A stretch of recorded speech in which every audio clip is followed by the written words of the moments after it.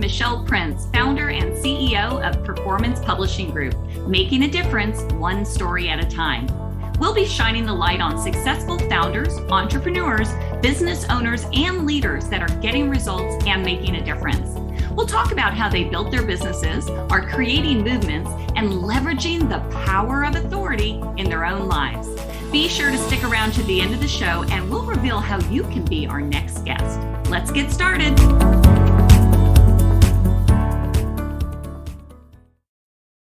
Hi, everybody. It's Michelle Prince with the Power of Authority Spotlight, and I'm so excited to introduce you to my guest today. It's someone that I've had an opportunity to get to know quite a bit over the last couple of months, and not only an incredible leader and somebody who is truly building their authority and making a difference, but also somebody who's just a good friend. And I'm excited to introduce you to Dr. Nate Hearne. And I'll just give you a little bit of an overview, but then I want to have him tell you more the backstory of who he is and what he's doing, but it's pretty phenomenal. So Dr. Nathanial Hearne is an educator, coach, and mentor who has had countless individuals to helped countless individuals excel past their expectations and dreams. He played an important part in the lives of those football players who the film Friday Night Lights is all about. The Permian High School team became state and national champions in 1989 and state champs in 1991. His dropout prevention program was recognized by the Texas School Business Magazine as the best prevention program in the state, and his business is Made Up Minds. So welcome, Dr. Hearne. Thank you, Michelle. I've been looking forward to this since we talked about it a couple of months ago. And so thanks for having me today. Absolutely. So I met you initially through Ziglar when you were speaking at the coaching summit last year. And I was in the audience, and I know you've heard this many times, but I've heard countless people say that was one of the most inspirational talks they've ever heard. And I was there, and I totally agree with that, because you just have such a way of sharing a story and teaching a lesson, but your story is just, it touches people at such a deep level. Thank you. Thank you for that. You're so welcome. So let's talk about your story, your backstory. Well, first let's talk about Made Up Minds. Tell me about that, and what exactly does your company do? Who do you serve? And then we'll dive into more of how you got there. Our major client is the public school systems and the community colleges and the university. We work with Arlington ISD and the TCC campus, Southeast campus, and UT Arlington. Our main focus is to help young adults, but we work with everyone, discover their strengths and learn how. Discover their talents and learn how to turn those talents into strengths to become successful in life in whatever endeavor they choose, their career. We want them to be able to use those talents and strengths to achieve success. So it's basically taking assessment, the Strength Finder assessments, and then breaking those talents down and making them coachable, teachable bullets that they can use for forever to enhance their livelihood. Absolutely. And you've been doing this naturally for years as a teacher and as a coach. And I do want to talk more about that. But would you mind just sharing the story, or as much or as little as you want, on your backstory, your childhood, and how some important people made such an impact in your life, basically, and that how that really kind of motivated you to do what you do today? Well, I'm a product of West Texas. That's where I grew up at, went to school, graduated from. I'm from a family of 8, would have been 9. Younger brother died at birth, and I'm the middle child. And as you know, most middle children are pretty psychologically messed up. And so so I with that, and then I grew up in poverty.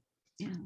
It was my dad, my mom, they were just blue collar workers. My dad, he was an attendant at humble service station on Main Street in that small West Texas community we grew up in. My mom, she cleaned houses for a living.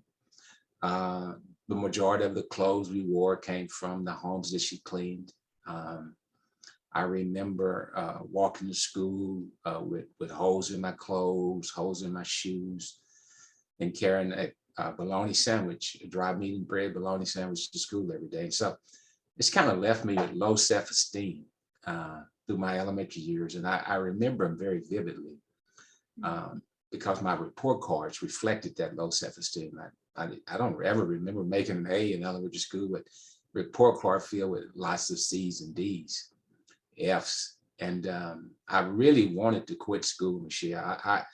I didn't like school. I didn't like feeling embarrassed and walking around with holes in my clothes. So 6th grade, I just went home. And after that, in the end of 6th grade, I told my mom I wasn't never going back. But as you know, being a mother of 2, and my mom was a mother of 8, and she wasn't going to stand for that. So junior high school, I'm off first day of school, and I was hating it because nothing had changed. I still had the holes in my clothes, the holes in my shoes, carrying that bologna sandwich. Made it to 5th period. And when I got to 5th period, my whole life changed. I ran into Mr. Clyde Hake, my 5th period science teacher, 7th grade. Just an amazing man who absolutely transformed my world. But the amazing thing about it was it didn't stop there. After I left his class, the last class of the day was 7th grade football, and ran into another man, amazing man, my coach, Coach Mark Wallace, who had such a transformational spirit about him and just a life changer. As a coach, I still emulate them today from their teachings, from their encouragements, from their mentoring me. I left 7th grade with one goal in mind. And people go, really, you at 7th grade, you decided this is what you wanted to do in life? That's how profound they were. I left 7th grade with a goal to be a science teacher and a coach. And from that point on, nothing would stop me. And I have been trying to emulate Mr. Hake and Coach Wallace at my 35 years in education. That's simply where their teaching and their leadership that I was trying to emulate. Their legacy is what I still try to carry out today. As a matter of fact, I just spoke to Coach Wallace 2 weeks ago. He's 83 years old. Oh. And the fact that you can tell him what an impact he made on your life, what that does for him, I'm sure, no words there. No word. Oh. No word. He's just, they were just amazing. It was just a blessing. I'll tell people my story and they go, really? 2 people in 1 year. They said, that's so rare that you run into 2 transformational people in 1 year in your life, that they still impact your life now. So that was something that you experienced at a young age, but then you decided that this is what I want to do. And so talk a little bit about, and I know you're not one to boast about anything, but I think we need to hear a little bit more of all the awesome things you did at Permian, because and everything you've done, but tell us a little bit more about your experiences teaching and coaching. Well, I would like to start, it's an amazing journey because I would like to start where I didn't think I would ever want to be.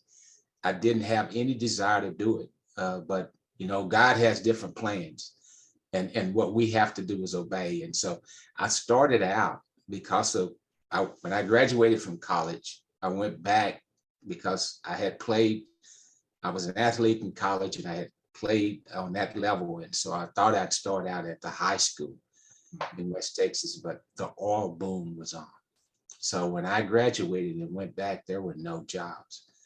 I worked 3 jobs. I mowed lawns, I cleaned pools, and I went back to school to get my master's, and I worked in a gym there. So I was 3 jobs just to survive. Mm. And they finally called me and said, we have a position for you. It was an elementary PE teacher.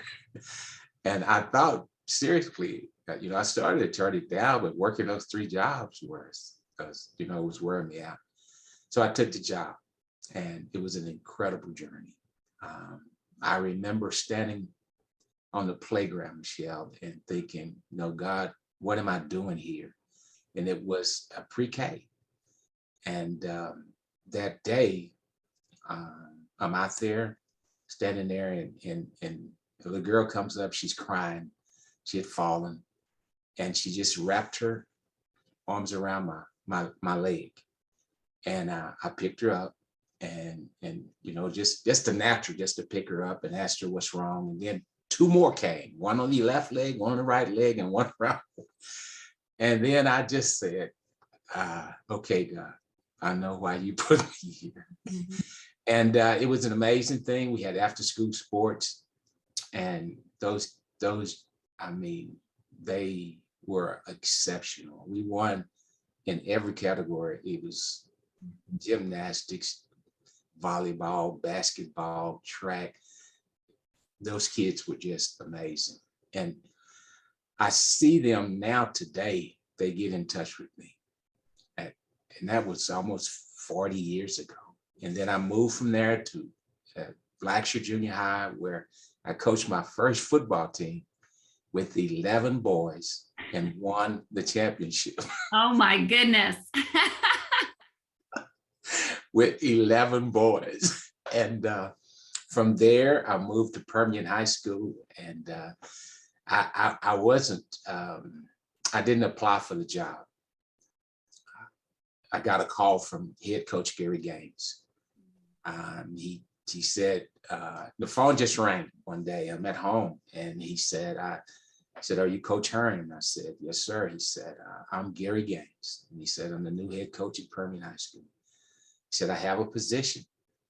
And he said, would you be interested in it? And I really thought that it was a joke. I thought, Michelle, that someone was playing a prank on me, because this was the mojo. I mean, everyone around the United States knew about this school. And I thought, really? And he said, would you come up? And I said, yes, sir. And so I walked into his office. It's the first time I'd been in the office at Permian.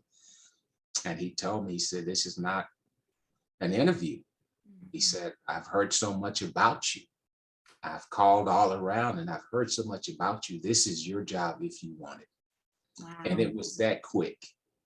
And from there on, we won more football games than anyone in the state of Texas. And we were named Team of the Decade, 4 state championships, we were named national champions. Those 10 years that I spent with Permian High School were the best years in the history of that school. And it was an amazing journey. And just like my kids at elementary school, just like those players at junior high, and just like the players at Permian, I have a phone filled with Texas and from those students. Oh. And saying, Coach, you remember when you did this, you remember when you said this to me. I just got back from West Texas and ran into one of my former students who said, she said, I will never forget you. Oh, goodness. 4th grade. That's amazing. So at Permian, though, that story and Team of the Decade and all of the success that you had there sparked the movie Friday Night Lights. Can you talk a little bit about that? Sure can. The thing that is so amazing to people is that when Buzz Bissinger came to write that story, it was pretty, intense. Coaching at Permian is very intense. I imagine. All the pressure that was being put on the kids, the staff. It was 7 days a week, 14 hours a day. And he came in, and Coach Gaines told me, we don't have time for a book. And so he came back again and he told him again. And then finally he went to the superintendent, and the superintendent called Coach Gaines and said, "You will do this." So we turned him, he turned him down 3 times. And because it was just,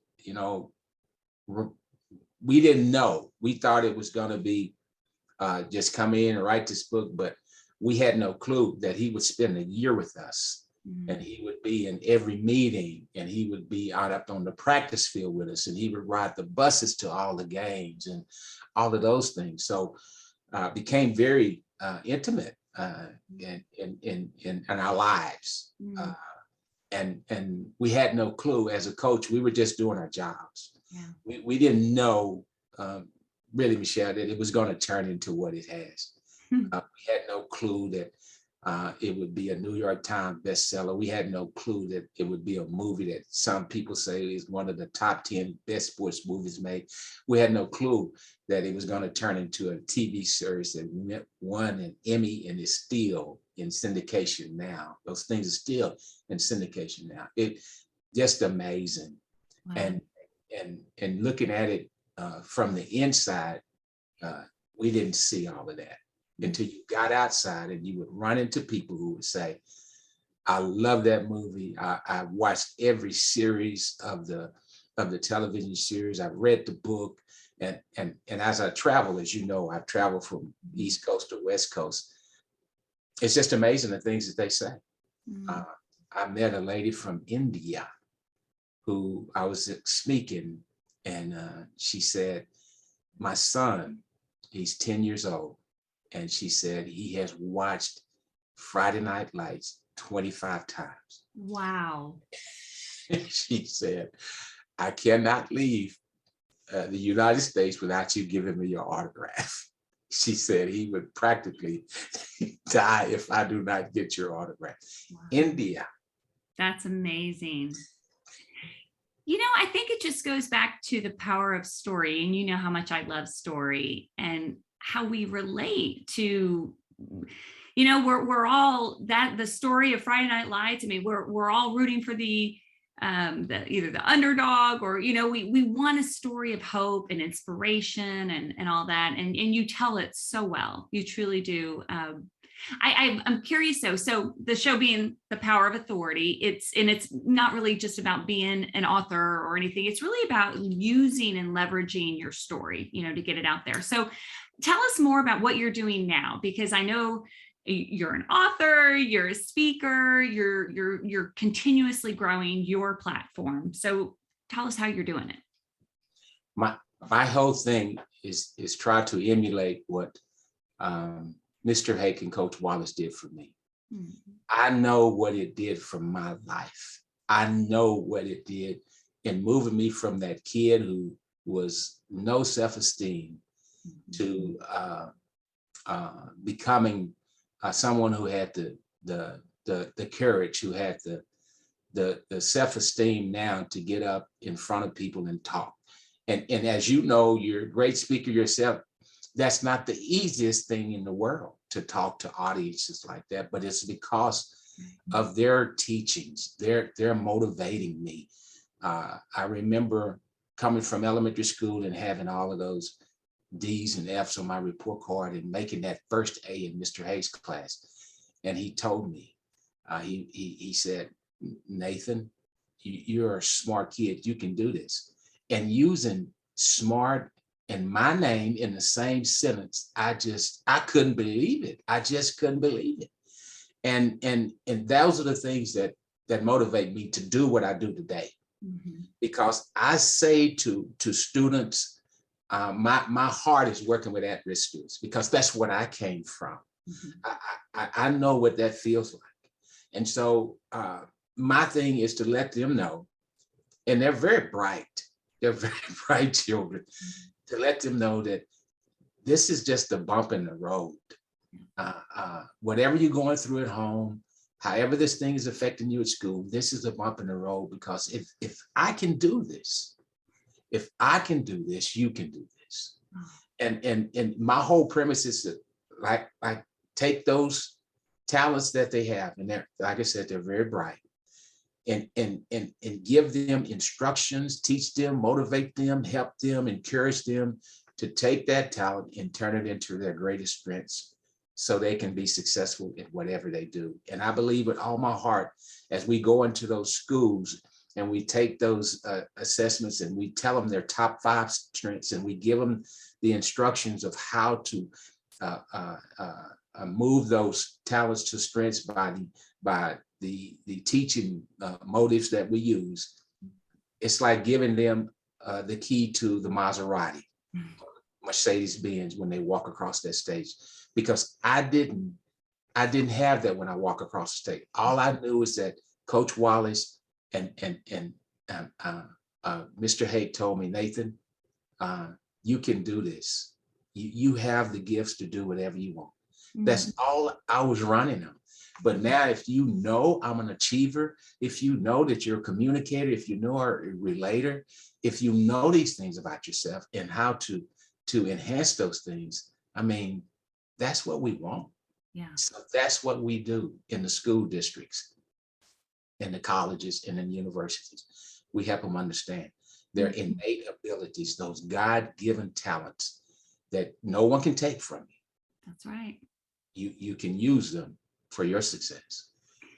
And just, it reinforces the power of a mentor and how just a little bit of encouragement, you don't even know sometimes the impact you make in someone's life until later. Your story reminds me so much of Zig Ziglar was my mentor, and he really impacted me at such an early age. I was 18 and continued to for years and years while I worked for him. That just a little bit of encouragement, or if somebody, a little bit of belief, how far that can go. I mean, to see where you are today compared to where, your story is just, it's so inspiring. And you are doing exactly what you are created to do, because you just naturally have that ability. And I'm not just saying it because I know you. I've seen you. I've gotten to know you, and you truly come from a heart of a mentor that wants other people to leave other people better than how you found them. Love that. Thank you for that. You're welcome. So, talking a little bit about Zig Ziglar, you and I have something in common, and that is our passion for the legacy that Zig left. But you are doing something pretty extraordinary with that legacy as a Ziglar coach. And so tell us more about that and some of the initiatives on the horizon in that area. Well, one of the things is that I've read a lot of Zig's books. And those inspire me. I've even went to conferences. And let me say this before I get in. It's just amazing at 18 years old that you go to a conference, you hear him and say, I want to do that. That's just amazing. So that's the thing that I'm talking about with these kids to walk across the stage. At 18, you knew what you wanted to do.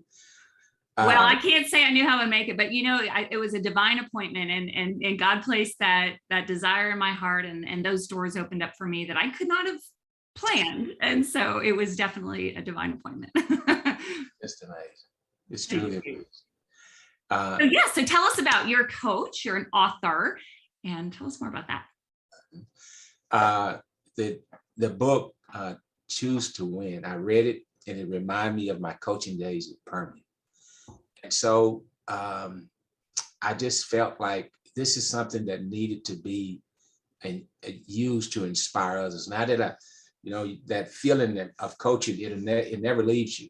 Mm-hmm. So I had to satisfy that with something else. And becoming a Ziglar coach was the apple on the tree for me. Mm-hmm. And I decided that that's what I wanted to do, and that's what I do. I coach by using a lot of things from Zig and a lot of things from Tom, because they're so sound, fundamental things, principles that people need in their lives, and especially young adults now. Mm-hmm. I just think that being a part of that program is amazing. And all the things that I've learned and I've used with the people that I coach, the clients that I have. Mm-hmm. And this thing also works in the part of me coaching coaching and also speaking, because it resonated so much with my legacy thing, because I had two great mentors who had left a great legacy for me to follow. So it was like making the cookie dough and having a cookie cutter in your hand. It was just perfect for me to be able to do that. And I have another book on the horizon, and that book is about the relationships. You know, I tell people, sometimes it hits me, and I don't know when it's going to hit me, but I'm on that stage and I'm telling my story, and then it just hits me, and I'll start crying. And I tell people it's because I'm remembering the journey. I know what got me on that stage. I know why I'm there, because of so many great people have entered my life and given me advice and mentored me. And I'm remembering as I'm talking, sometimes I just see those faces and I hear those words, and it moves me. And that's what it's about to me. That's right. So if you could give one piece of advice to someone listening who maybe they're in the process of wanting to be a better person, find their strengths or talents, maybe they've never thought about it yet, but what advice would you give them? To find something that you do well and use that gift to inspire others. And I'm going to use an old quote by Mr. Ziglar, and it's, the more people you help, the more successful you'll become. That's right. Well, if someone listening wanted to get a hold of you to either buy your books or to book you to speak at one of their events, or possibly even bring you in as a consultant or coach, how can they get a hold of you? I'm very simple. It's www.drnatehearne.com. And everything there, information, numbers, website, at that website, you can get in touch with me. Fantastic. Well, Dr. Nate, thank you so much for being on the show. I adore you. I love what you're doing. And I think this is really just the beginning for you. Thank you. Thank you for having me, Michelle. You bet. Again, go to drnatehearne.com for more information. And that's HEARNE, Dr. Nate Hearne. Thanks so much for listening. See you next time.